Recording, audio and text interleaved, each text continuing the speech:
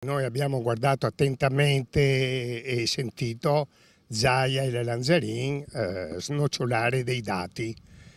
Primo dato, dicono che l'aumento è quasi insignificante.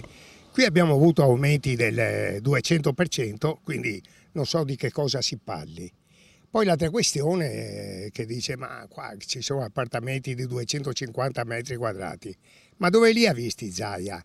A me dà l'impressione che sta legge sia stata fatta su qualche sagra del Prosecco, perché non è possibile trattare così la gente. Dopo l'assemblea pubblica di alcuni giorni fa, i residenti di quartiere Pertini non mollano e chiedono alla Regione di fare gli opportuni controlli, perché così dicono si stanno penalizzando soprattutto gli anziani. Siamo qui, un quartiere aperto, pronto a rispondere con la documentazione.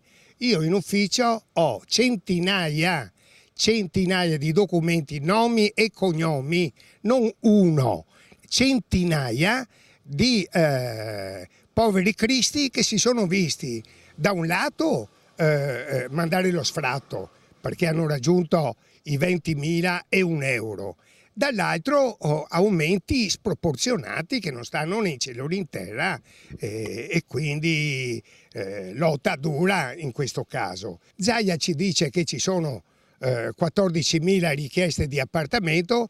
Ebbene, che cosa vuole fare? Vuole mandare su una strada i poveri anziani, quelli che hanno 700 € di pensione, per far posto a questi? I residenti, documenti alla mano, sono pronti ad incontrare la Regione. Non abbiamo paura del confronto, non abbiamo paura dei dati, noi siamo prontissimi, quindi eccoci, siamo qui.